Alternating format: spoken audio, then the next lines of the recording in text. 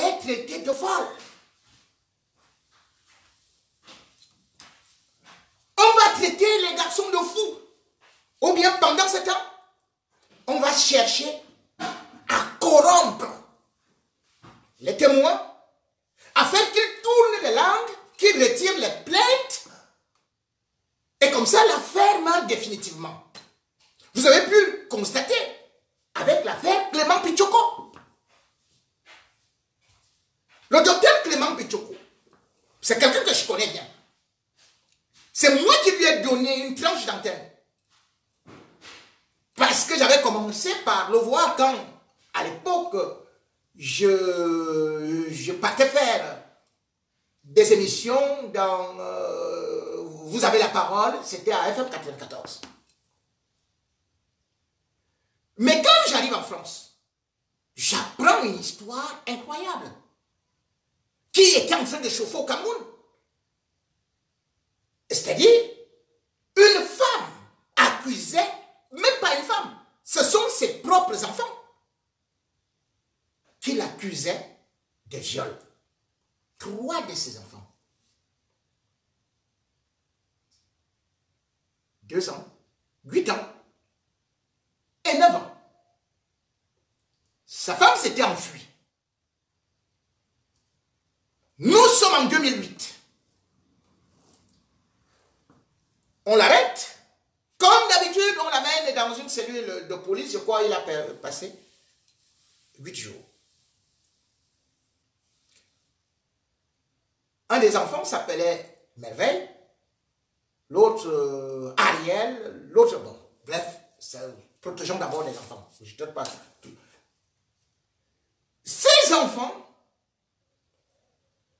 avaient été consultés à l'hôpital central de Yaoundé par un médecin agréé. À l'examen, les résultats étaient sortis que la partie anale et vulve avaient été traumatisées. Bref, il y avait eu viol. Selon les résultats d'examen, il y avait eu viol. On a demandé que l'affaire puisse aller en justice. Ça a tourné comme ceci, ça a tourné comme cela, ça a tourné comme ceci. On a plutôt commencé à aller à lui demander où 5 ans après. Le 22 mars 2010, vous savez ce que le juge a fait? Il a pris le dossier, il a mis dans les tiroirs. Il a dit, non-lieu, non-lieu, non-lieu.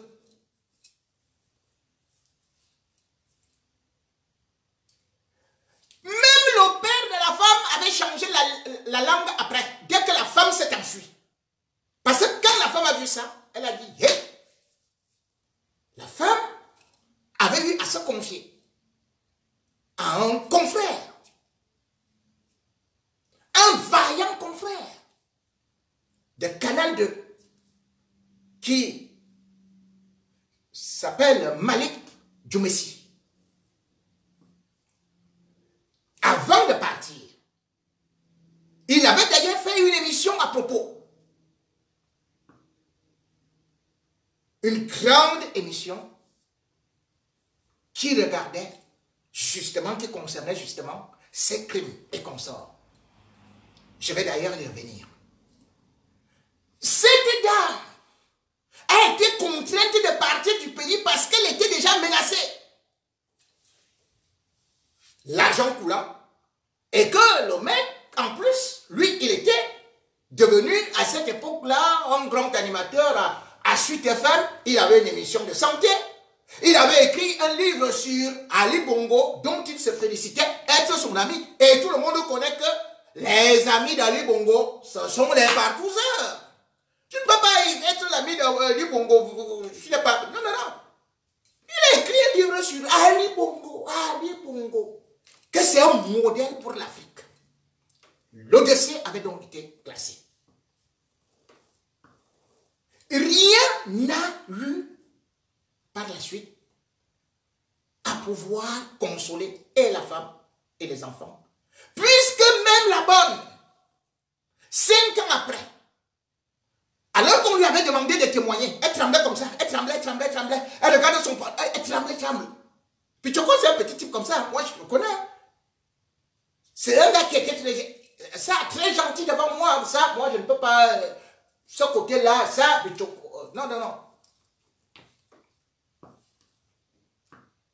C'est quand, subitement, il fait déjà laver son image qu'on apprend que, oh, et il y a eu, la bonne dit que oh, la femme de Bichoko lui faisait le harcèlement d'aller témoigner contre le patron, lui donner 200 000, 300 000, mais elle n'est jamais partie témoigner.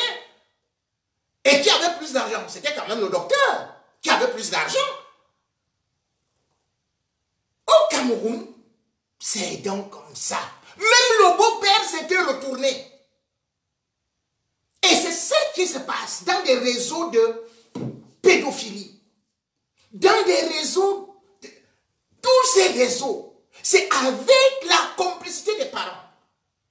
Parce que quand un parent est à la maison, comment vous voulez qu'une petite fille de 14 ans ramène à la maison des grands téléphones, qu'elle ramène les sacs de riz, que c'est elle qui fasse le marché pour la semaine?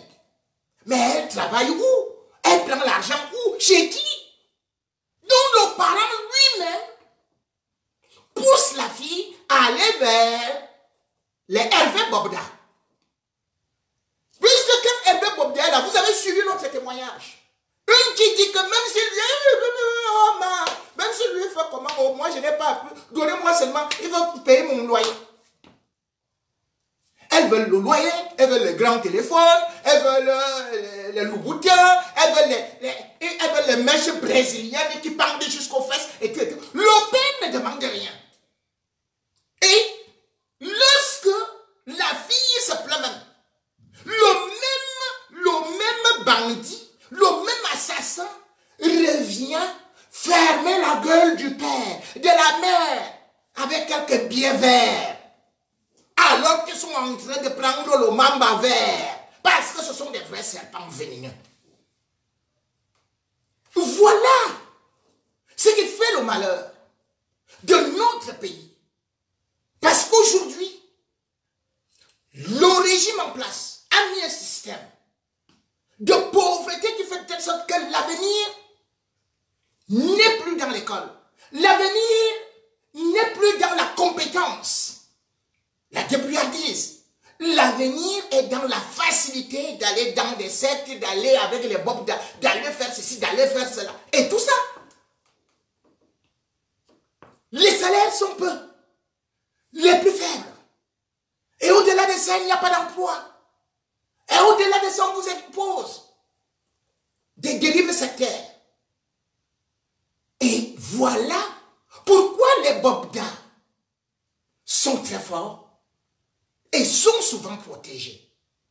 Protégés de telle sorte d'ailleurs que certains ont eu à citer Joël Émile Bangui, qui est quand même un colonel, qui est le patron de la CEMIL.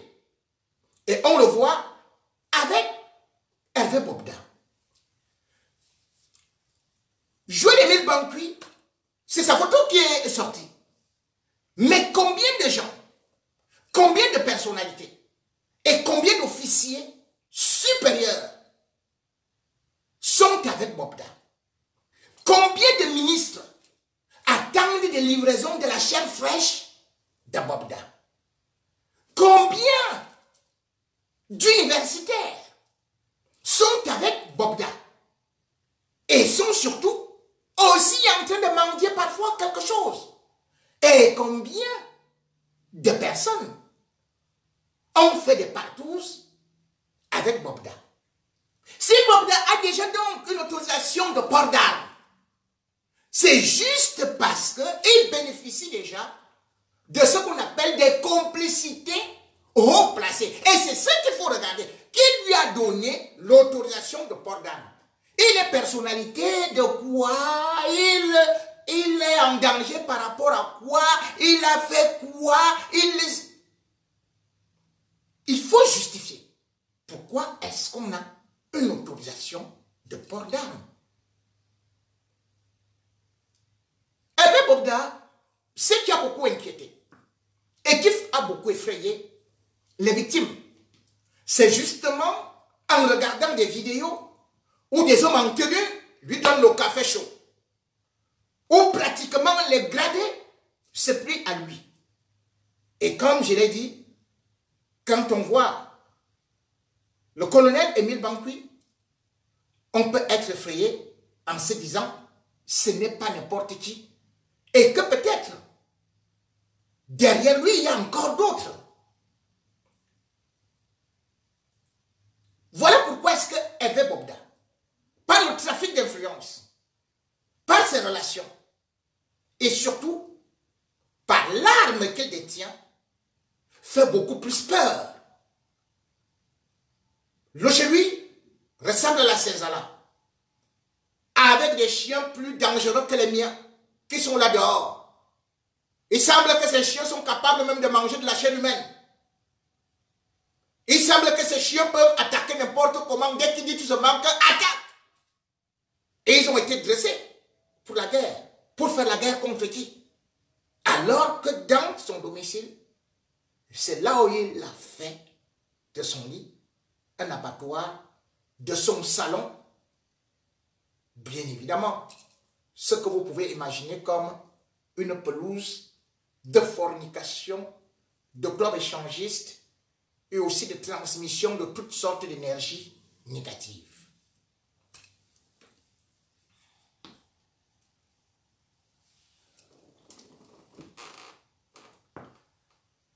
Avant d'arriver sur les relations entre Hervé Bobda et Émile Bankouy et aussi la famille, intéressons-nous d'abord à d'autres faits qui sont très importants.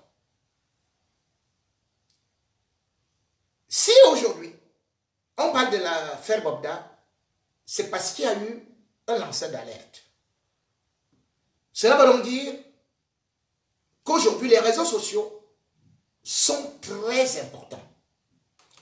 Les réseaux sociaux ont fini par remplacer les médias conventionnels, ou plutôt ont plus et souvent parfois plus d'écho que les médias conventionnels. Devrait-on donc laisser tout simplement les réseaux sociaux faire ce travail de dénonciation? Les journalistes devraient s'interroger parce qu'ils ont abandonné la société et parce qu'ils ne font plus leur travail. Dans toutes les affaires de crime, dans toutes les affaires de grands réseaux, ce sont les journalistes qui ont fait tomber les plus grands mafieux. Or, au Cameroun, est-ce que les journalistes font leur travail? Si Hervé Bobda, aujourd'hui, est devenu un dangereux prédateur, mais c'est parce que aussi, il bénéficie de la complicité d'un journaliste qu'on appelle Abena, qui est quand même dans le syndicat des journalistes. Heureusement, ces derniers ont décidé de l'exclure. Et quand on voit, beaucoup d'autres journalistes sont aussi dans ces réseaux-là, avec des personnalités. Ces réseaux de la pédocriminalité, de la pédophilie à outrance, ou encore de ce qu'on peut appeler les crimes rituels. Les journalistes ont donc failli. C'est pour cela que cela. Ou bien il ne traite pas cela avec autant d'intensité que cela nécessite pour conscientiser les populations. Et ceux des journalistes, cependant, qui osent traiter ces problèmes, ils sont tout de suite anéantis. Depuis l'affaire Bobda, j'ai regardé le traitement de certains médias. Et j'ai été surpris de voir quelqu'un d'Equinox, vous l'appelez comment là? Oh, là. Il est venu pour dire, oh, il y a des vrais problèmes au pays, il y a ceci, on a été éliminé de la CAN. C'est ça pour lui un grand problème. Le Cameroun a été éliminé de la CAN. On ne va pas parler des histoires de Sam Caleçon. On ne va pas parler des histoires de Sam Caleçon. Quelqu'un l'a accepté, l'autre est parti se déshabiller. Ça, c'est une chaîne de télé. Parce que, à Vision 4, les jeunes comme les hommes des hommes là, pour te recruter, tu passes d'abord, comme tous les ministres, pour te recruter, allez, sur le canapé. À Vision 4, il a fini avec toutes les filles qui sont là-bas. Vous avez écouté le témoignage. Et d'ailleurs, les femmes qu'il a épousées. C'était où? C'était à Vision 4. Ce qui est déjà un abus. Parce que ces gens-là sont sous ta commande, sous ton influence. Et des gens comme Abou Belinga fonctionnent justement comme les Hervé Bobda, avec beaucoup d'argent. On peut obtenir tout, on peut acheter tout, on peut violer tout le monde, et après, on les déshabille, on les chasse, on les gifle. C'est pour cela que Vision 4 trouve que c'est impropre d'accorder de l'attention à un tel sujet. Ça, on appelle ça que c'est une chaîne qui ne s'occupe même pas des problèmes de société. Mais vous n'allez pas parler de la CAN. Ça sert à quoi, Cameroun? Si les enfants sont détruits, si on vous parle de la prolifération des maladies, si on vous parle d'un réseau de criminalité qui est installé, ils oublient. Ils n'ont pas souvent regardé les vraies chaînes. En France, même pas en France, en Belgique, c'est une histoire qui a fait le tour du monde. L'affaire Dutroux. Marc Dutroux, c'était qui? C'était un type de 39 ans que tout le monde voyait au quartier, comme Hervé Bobda, mais sauf que peut-être lui n'avait pas beaucoup d'argent. Mais ce monsieur était aussi un prédateur, mais toutes les chaînes ne traitaient que l'affaire Dutroux.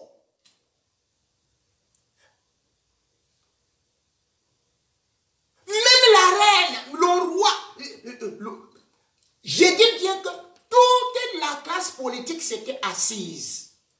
Parce qu'il y avait eu un enlèvement de 11 enfants. De 11 enlèvements. Et puis il y avait eu 5 assassinats. Ça, c'est une histoire qui s'est passée, justement,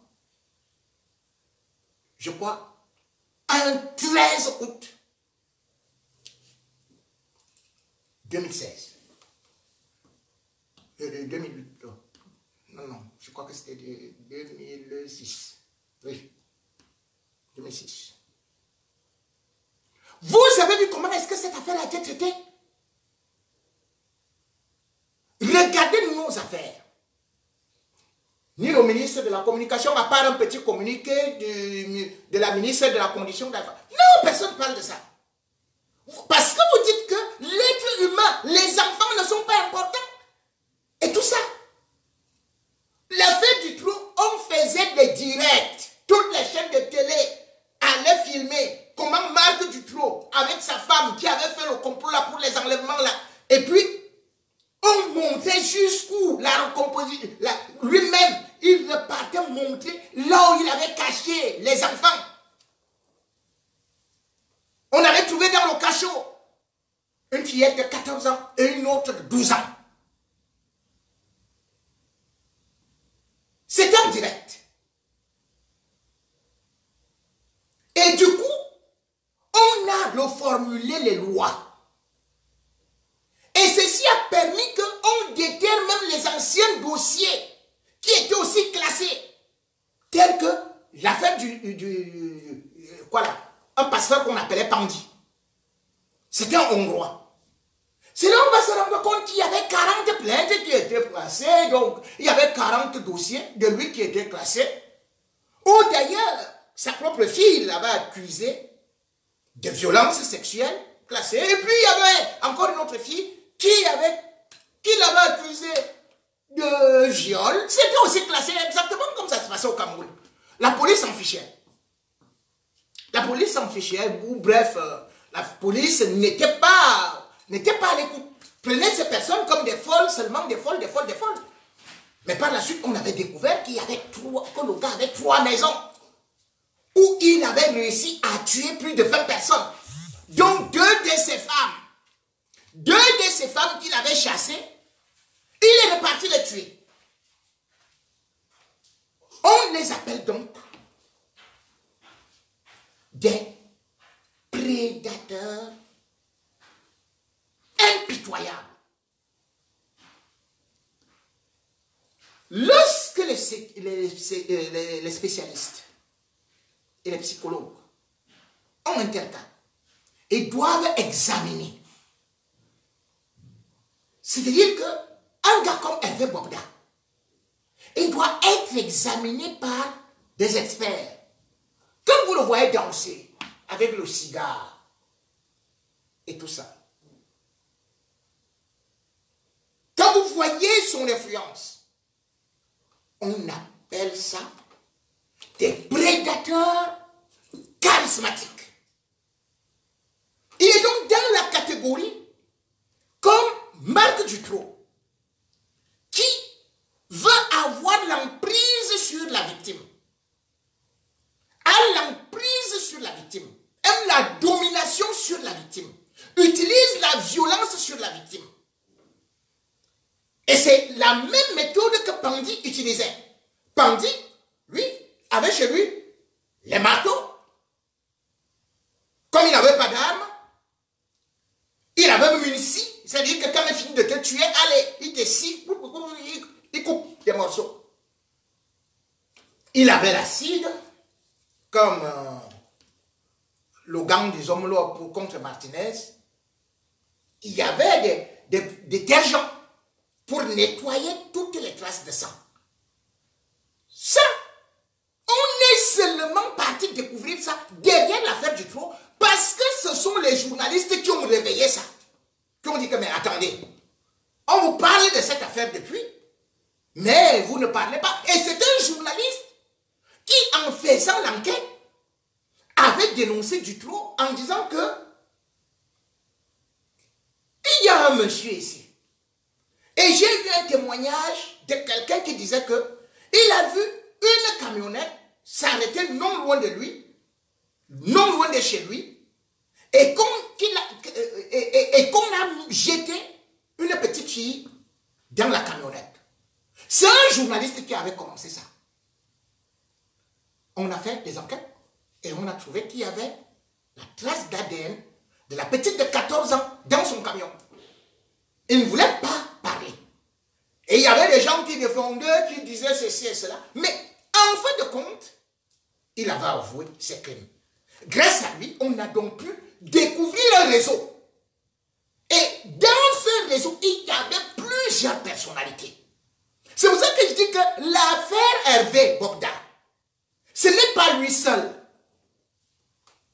Tu ne peux pas avoir ce courage, tu ne peux pas avoir ces prétentions. Et d'ailleurs, certains témoignages disent qu'il était souvent avec des gendarmes qui pouvaient te porter, te jeter dans la voiture. Et après, il fonctionne quand même à découvert. C'est-à-dire qu'il ne met pas de masque. Cela veut dire que parce qu'il est sûr d'un certain nombre de choses. Et quand il est sûr d'un certain nombre de choses, cela ne date pas d'aujourd'hui. Et c'est là où d'ailleurs, je reviens donc à ce garçon, ce monsieur, ce confrère, il est encore jeune, à qui je vais adresser des félicitations. Celui-là qui était d'abord à RTM, puis est allé à Canal 2 en 2009. Malik Djoumessi. Aujourd'hui, les réseaux sociaux peuvent faire un certain travail. Mais lui au pays, il a fait un travail extraordinaire de journaliste d'investigation. C'est un petit frère, un confrère, qui aujourd'hui est persécuté juste parce qu'il avait dénoncé ces baobas-là à travers son émission. Parce que son émission s'était attaquée au réseau de pédophilie, de la haute criminalité. Quand il vient à Canal 2, il crée une émission d'enquête. Et cette émission d'enquête va se lancer sur des dossiers très compliqués, sur des révélations et surtout sur une affaire qui était déjà arrivée au niveau de Yaoundé, c'est-à-dire Mimboman. C'est une enquête qu'il avait réalisée. Cette enquête, s'il y avait des réseaux sociaux, mais ce serait le plus gros crime. Le plus gros crime jamais vu dans un pays africain. Mais beaucoup d'entre vous, vous ne vous rappelez même pas. Vous ne vous rappelez même pas. Parce que le régime étouffait tout le monde. Quand je parle du régime, c'est parce que ce garçon n'est plus à l'antenne. Son émission avait été suspendue. Définitivement, lui-même, il avait été suspendu 6 mois à cause de cette émission où il s'était lancé dans les viols, enfin, pour dénoncer les viols qu'il y avait eu à Mimboman.